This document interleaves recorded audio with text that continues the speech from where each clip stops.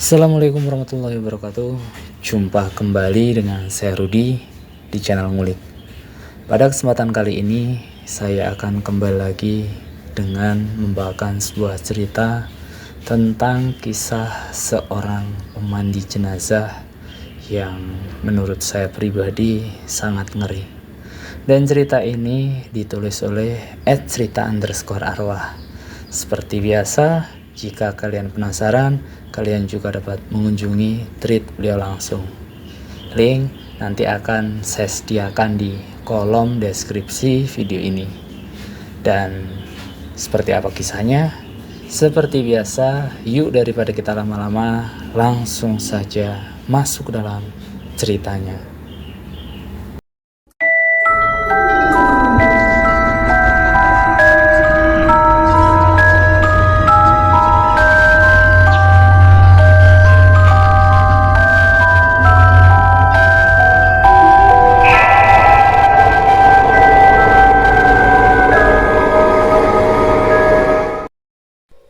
Bismillahirrahmanirrahim.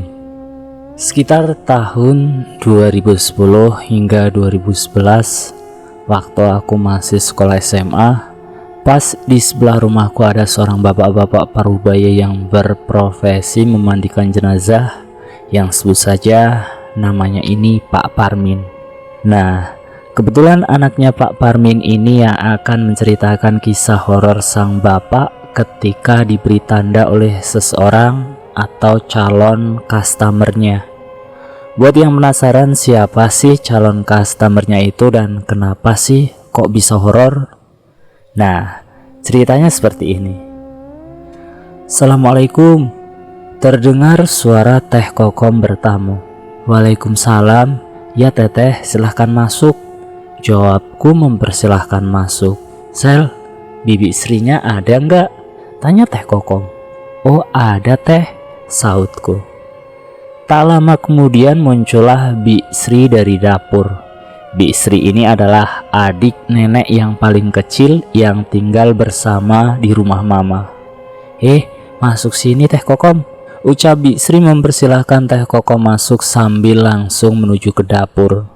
Bi, maaf ya, ini saya jadi terlambat datang ke sini buat bantuin bibi masak catering. Soalnya Kokom lagi nungguin bapak dulu. Loh, Pak Parmin emangnya kemana? Apa habis ke kebun? Tanya Bi Sri. Bukan Bi, bapak habis dipanggil disuruh mandiin jenazah dari salah satu warga kampung Cimacan. Cuma yang ini agak beda ceritanya Bi Sri. Almarhum meninggal karena bunuh diri, makanya dimandiinnya agak lama sama bapak, kata Teh Kokom. Hah? Innalillahi wa inna ilaihi roji'un. Terus gimana ceritanya Kom? Tanya Bi Sri semakin penasaran. Kokom dengan senang hati menceritakan kronologi kejadian horor satu hari yang lalu sebagai tanda firasat yang diberikan si calon customer kepada Pak Parmin, sambil membantu Bi Sri merajangi sayur-sayuran untuk pesanan catering. Pak Parmin dari dulu dikenal sebagai pemandi atau pengurus jenazah di kampungku. Tak hanya di kampungku saja yang kini memakai jasa Pak Parmin, melainkan sampai beberapa kampung sekitar. Nama Pak Parmin cukup dikenal sebagai pemandi jenazah. Karena seringnya beliau mengurusi jenazah, Pak Parmin seperti menjadi peka dengan firasat-firasat yang diberikan dari orang yang mau menyewa atau sudah menyewa jasanya sebagai pemandi jenazah. Tak jarang Pak Parmin ditemui lewat mimpi atau didatangi arwah sekedar untuk mengucapkan terima kasih sudah memandikan jenazah saya, atau Pak tolong mandikan jenazah saya. Baginya itu bukan suatu hal yang menakutkan. Pak Parmin juga sering memandikan jenazah dari berbagai macam keadaan. Ada yang meninggal karena sakit, ada yang meninggal karena diguna-guna, dan bahkan ada yang meninggal karena kecelakaan pun dimandikan oleh Pak Parmin. Menurut Teh Kokom sangat jarang ayahnya memandikan jenazah karena bunuh diri. Adapun satu kali peristiwa dulu, sang ayah pernah mengurus jenazah meninggal bunuh diri karena meminum racun serangga. Setelahnya ia tak pernah menemui kasus memandikan jenazah karena bunuh diri sampai dengan hari ini Pak Parmin ditemui oleh korban gantung diri. Teh Koko menjelaskan jika di antara semua jenazah yang sudah dimandikan dan diurus oleh Pak Parmin sempat diteror oleh arwah korban kecelakaan yang ia ingat pernah meninggal pada tahun 2005 silam dan juga korban pembunuhan di tahun 2007. Salah satu korban pembunuhan yang pernah dimandikan oleh Pak Parmin adalah Nurdin. Nurdin adalah preman kampung yang terkenal sangat meresahkan. Nurdin dengan bengis memalak para pedagang yang berjualan di terminal. Selain itu, Nurdin dikenal juga sebagai orang yang mempunyai ilmu kebal dan jimat sakti mandraguna, sehingga orang-orang maupun polisi takut padanya. Sore itu seingat Teh Kokom, sekitar pukul 16 WIB, rumah Pak Parmin diketuk-ketuk oleh beberapa warga dan 2 orang polisi yang meminta bantuan Pak Parmin untuk segera memandikan jenazah si Nurdin. Pak Parmin kemudian mendatangi rumah Nurdin, si preman kampung tersebut. Dan di sana sudah ada banyak orang-orang yang berkerumun menunggu Pak Parmin. Saat Pak Parmin mendekati jenazah Nurdin, ia melihat leher Nurdin hampir putus, sudah menyerupai seekor ayam yang baru disembelih. Mata Nurdin melotot seperti mau keluar dengan lidah yang menjulur. Segera Pak Parmin beristighfar berkali-kali sambil mempersiapkan diri untuk memandikan jenazah itu.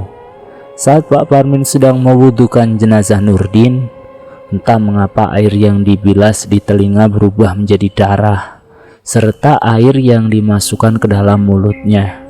Orang-orang yang melihat keanehan saat itu, ada yang berbisik-bisik jika Nurdin yang semasa hidupnya suka meresahkan dan juga memiliki ilmu kebal belum bertobat.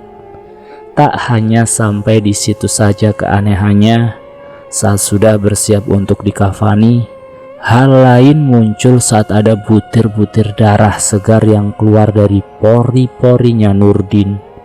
Pak Parmin sampai menggeleng-gelengkan kepala karena ia baru pertama kali melihat pemandangan yang mengerikan itu selama ia bertugas sebagai pemandi jenazah. Namun karena sudah diburu waktu untuk menguburkan jenazah, mau tak mau jenazah Nurdin langsung dikafani dengan sekujur tubuh basah yang dipenuhi darah walaupun sudah dimandikan. Berselang 3 hari kemudian, akhirnya polisi berhasil menangkap pembunuh Nurdin yang mana adalah sahabatnya sendiri. Menurut polisi, pelaku menghabisi korban karena sakit hati terus dipalak oleh korban. Cerita lain, Pak Parmin saat diteror oleh korban kecelakaan merupakan sepasang calon suami istri yang hanya berselang 1 minggu kemudian mereka akan melangsungkan pernikahan. Namun naas, saat menjelang hari H pernikahan di depan mata, pasangan calon suami istri yang sedang dalam perjalanan mengantar surat undangan itu tersenggol mobil dan saat kendaraan motor yang dikendarainya jatuh, dari arah berlawanan sebuah mobil truk dengan muatan kayu melaju dengan kencang, sehingga langsung melindas tubuh mereka. Undangan pernikahan yang sudah tersebar otomatis menjadi sebuah undangan duka cita, karena sepasang calon pengantin itu sudah meninggal di tempat. Bu Warti, ibu dari Suhendar, korban pengantin laki-laki, mempercayakan Pak Parmin untuk memandikan jenazah anak laki-lakinya yang menurut Pak Parmin, bagian kepala Suhendar sudah tidak utuh. Mata kanannya hilang serta setengah kepalanya hancur seperti daging yang dicacah. Pada saat dimandikan, Pak Parmin merasa telinga kanannya panas dan seperti ada suara orang yang menangis merintih lirih. Pak Parmin pun sempat bergidik ngeri melihat si korban kecelakaan yang tak henti-hentinya mengeluarkan darah segar dari kepala serta hidungnya. Walaupun sudah berkali-kali dibilas, tetapi darah segar terus-menerus keluar dari kepala Suhendar. Atas persetujuan dari pihak keluarga, Diputuskanlah agar langsung membungkus kepala korban dengan plastik dan kain jarik sebelum pada akhirnya dibungkus oleh kain kafan, supaya darah korban tidak berceceran karena sudah mulai tercium aroma amis darah yang tidak sedap. Teh Kokom kemudian meneruskan ceritanya. Jika tidak hanya sampai di situ kengerian yang dialami oleh Pak Parmin, melainkan pada malam harinya ia kembali didatangi oleh si Suhendar, korban kecelakaan yang mengetuk-ketuk pintu dari rumah belakang. Teh Kokom yang heran malam-malam sekitar pukul 10 malam ada yang mau ketuk pintu. Ia mencoba membuka pintu dengan tergesa-gesa. Saat pintu terbuka, mata Teh Kokom dibuat terbelalak dan takut setengah mati karena di hadapannya ada sesosok pocong dengan berlumuran darah dan kepalanya terbungkus plastik dan potongan kain jarik. Pak, tolong! Sontak saja Teh Kokom langsung menjerit memanggil Pak Parmin yang kebetulan saat itu ia belum tidur. Pak Parmin kemudian mendekati Teh Kokom yang sedang gemetaran hebat di pintu belakang.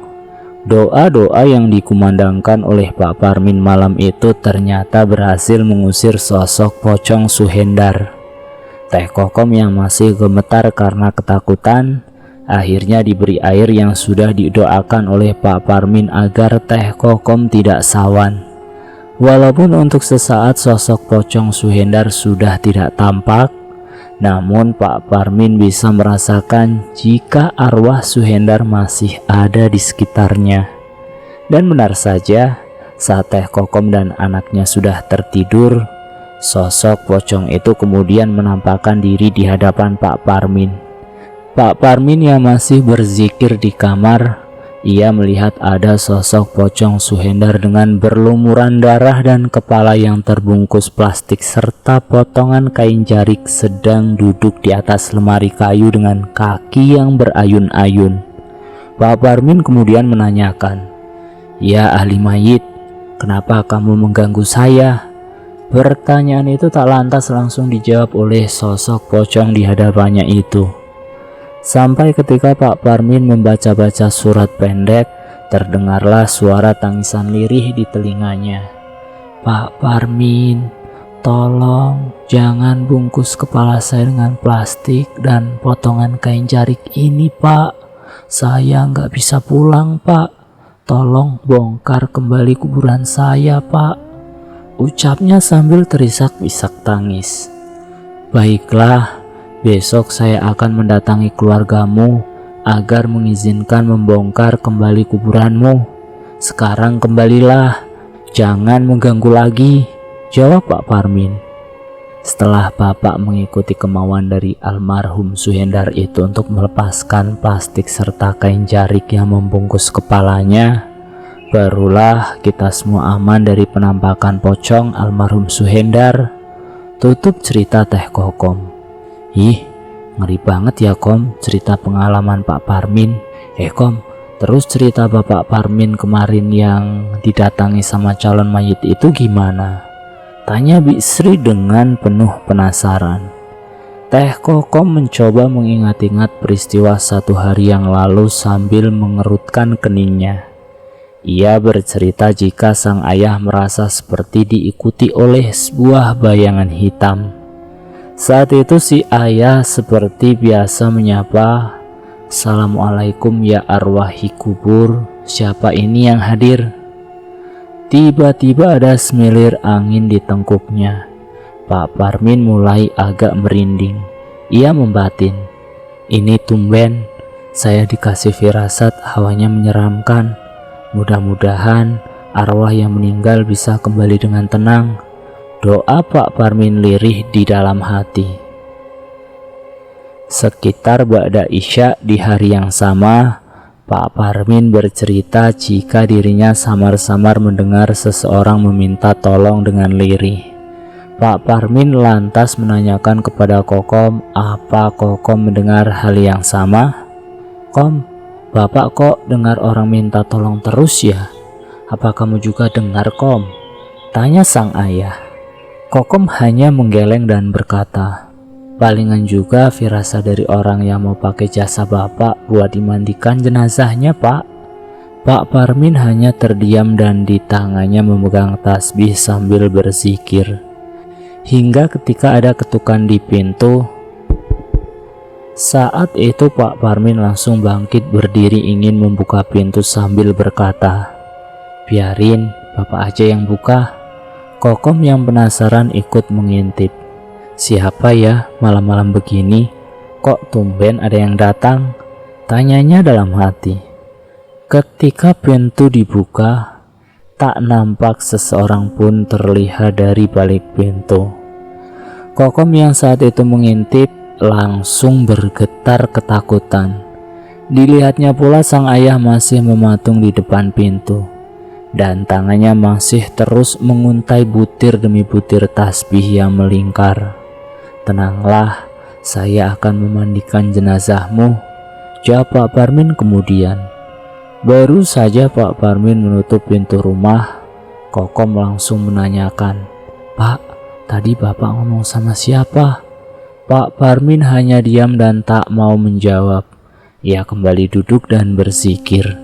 Baru beberapa saat ketukan pintu misterius itu berlalu, kembali mereka dikejutkan dengan adanya suara dan tiupan angin yang kuat di dalam rumah. Hingga beberapa pajangan di atas meja terjatuh. Kokom dan anaknya yang saat itu sedang menonton televisi langsung disuruh untuk segera masuk dalam kamar oleh Pak Parmin. "Kom, kamu sama Ari masuk kamar dulu. Ada yang gak beres nih. Bapak mau coba komunikasi dengan makhluk yang tak kasat mata itu." Pak Parmin segera mengambil garam dapur yang lalu ditaburkan di setiap sudut rumahnya. Tak lama muncul lagi suara ketukan pintu. Pak Parmin langsung membuka pintu kembali dan terlihat ada dua orang yang tidak dikenali. "Assalamualaikum, Pak." "Waalaikumsalam. Dari mana ya saudara-saudara ini?" tanya Pak Parmin. "Perkenalkan, saya Abdul dan ini Kosir, Pak. Kedatangan kami ke sini mau meminta tolong, Pak. Apa besok pagi Bapak bisa memandikan jenazah dari tetangga kami, Pak?" Dua pemuda itu pun menjelaskan jika tetangga mereka, Tatang, meninggal gantung diri di rumahnya. Jenazah Tatang ditemukan di pagi hari, tapi karena masih menunggu ibu dan sanak saudaranya, akhirnya diputuskan jika jenazahnya akan dimandikan, disolatkan dan dikebumikan keesokan harinya. Berbekal secari kertas alamat yang ditinggalkan, setelah selesai sholat subuh, Pak Parmin langsung pergi ke alamat yang tertera. Sesampainya di sana, Pak Parmin seolah dibuat terperanjat. Bagaimana tidak, rumah yang dituju itu terlihat gelap seperti tak ada orang. Pak Parmin berkali-kali mencoba mengetuk pintu tetapi tidak ada jawaban. Apa saya pulang saja ya? Rumahnya kok kosong begini?" gumamnya dalam hati. Baru saja ia ingin beranjak pergi, langkah kakinya dihentikan oleh beberapa warga desa Cimacan. "Permisi, Pak, mau cari siapa ya?" tanya salah seorang pemuda. "Oh, Dek, kebetulan saya dipanggil untuk memandikan jenazah dari Pak Tatang yang katanya kemarin pagi meninggal," jawab Pak Parmin. "Loh, kami yang warga di sini kok malah nggak tahu ya, Pak? Tetapi memang 3 hari ini Pak Tatang juga nggak kelihatan keluar rumah tuh," timpal salah satu pemuda lainnya. Kini desa Cimacan digegerkan dengan berita jika Pak Tatang telah meninggal. Pak Parmin seolah meyakinkan warga desa setempat jika ia memang didatangi oleh dua tetangga korban. Oleh karena demikian, sang kepala RT akhirnya memutuskan untuk mencoba mendobrak paksa rumah kontrakan Pak Tatang terkait pembuktian benar atau tidaknya jika Pak Tatang sudah meninggal. Setelah pintu rumah Pak Tatang berhasil terbuka, terciumlah aroma busuk yang sangat menyengat di hidung. Beberapa orang muntah-muntah karena tidak kuat dengan aromanya. Sebagian warga yang penasaran ikut masuk mengikuti Pak Parmin ke dalam kamar Pak Tatang. Di dalam kamarnya kini terlihat dengan jelas tubuh Pak Tatang menggantung dengan seutas tali tambang kecil yang dililitkan di atas langit-langit kamar. Innalillahi wa inna ilaihi raji'un. Sesosok jenazah itu hampir membusuk. Tubuhnya membiru kehitaman, matanya melotot dan lidahnya panjang terjulur keluar, seperti merasakan sakit menjelang sakaratul maut yang teramat sangat.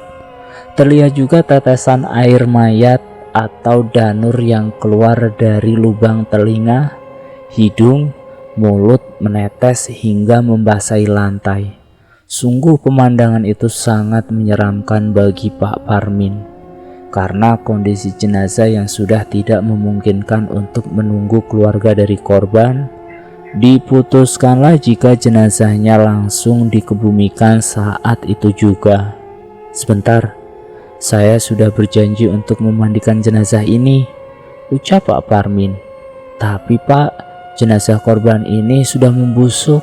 Apa masih perlu dimandikan Pak?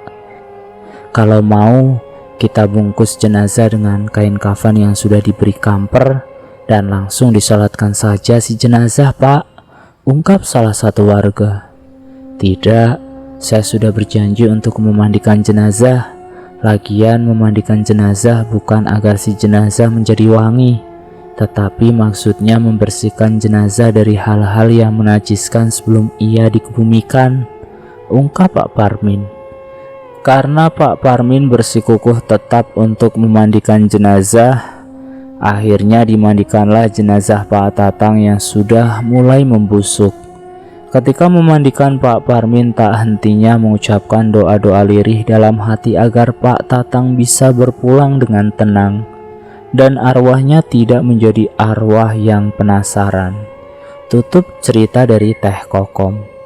Bi Sri yang masih penasaran kemudian kembali bertanya, berarti yang 2 orang malam-malam datang bukan dari keluarga Pak Tatang ataupun tetangganya? Teh Kokom menjawab dengan agak bergidik. Bi, masa sih alamat yang ditulis di kertas pas bapak pulang malah jadinya daun kering? Ih, ngeri saya. Mungkin 2 orang yang datang semalam itu korinya Bi, jawab Teh Kokom mengakhiri pembicaraan. Berselang 2 hari kemudian, teror dari arwah Pak Tatang pun masih saja muncul. Malam itu Pak Parmin yang sudah selesai berwudu kemudian beranjak ke kamar untuk menunaikan sholat isya. Namun langkah kakinya terhenti karena ia kembali mendengar suara keran air dari kamar mandi yang masih menetes. Pak Parmin sempat membatin jika tadi ia sepertinya sudah menutup rapat keran air. Karena ragu, Pak Parmin kemudian memutuskan untuk kembali ke kamar mandi agar ia bisa memastikan tak ada air yang keluar atau keran air yang bocor. Begitu Pak Parmin sampai di depan pintu kamar mandi, ia dibuat terperanjat oleh sosok mayat yang tergantung di langit-langit kamar mandi dengan lidah yang menjulur dan matanya yang melotot. Sosok mayat dengan wujud hampir membusuk yang tergantung itu rupa-rupanya belum Pak Parmin lupakan dari ingatannya. Pak Parmin menatap tajam dan memperhatikan jika suara tetesan dari kamar mandi yang ia dengar bukanlah berasal dari keran air yang bocor, melainkan dari suara air mayat yang menetes dari mulut, telinga dan semua lubang tubuh Pak Tatang ke lantai. Astagfirullahaladzim, ya arwahi, kenapa kamu masih mengikuti saya? Tanya Pak Parmin dengan heran. Pertanyaan Pak Parmin tidak dijawab oleh sosok mengerikan itu. Malah justru ia menghilang dari pandangan Pak Parmin. Pak Parmin kemudian bergegas ke kamarnya untuk menunaikan sholat isya. Saat Pak Parmin sedang membaca Allahu Akbar dan melakukan gerakan ruku, sudut matanya melihat ada sebuah bayangan yang berdiri tepat di sisinya. Pak Parmin sempat dibuat tak fokus dengan penampakan itu. Namun ia tetap menyelesaikan kewajibannya sholat dan berzikir. Pak Parmin kemudian mencoba bermediasi dengan arwah gentayangan Pak Tatang yang masih mengikutinya. Dengan terus menguntai tasbih, Pak Parmin berkata, "Ya ahli kubur, apalagi yang kamu mau dari saya? Kenapa kamu masih belum juga berpulang?" tanyanya. Pertanyaan Pak Parmin tak langsung dijawab oleh sosok itu, melainkan kini suara dari arah pintu kamar mandi yang dibanting dengan keras. Sontak suara itu membangunkan anak sematawayang Pak Parmin dan cucunya yang sudah tertidur. "Kom, kamu tolong Bapak ambilkan beberapa helai sapu lanang yang ada di depan rumah. Bapak sepertinya sudah kesal dipermainkan oleh sosok arwah gentayangan itu lagi," pinta Pak Parmin kepada Kokom. Dengan segera Pak Parmin menyabetkan beberapa helai sapu lanang di sekitar rumahnya, yang mana sapu lanang sendiri dipercaya untuk mengusir arwah-arwah gentayangan di kampungku. Tepat pukul 1 malam, saat Pak Parmin sedang terlelap tidur, kaki Pak Parmin ditarik-tarik oleh sesuatu.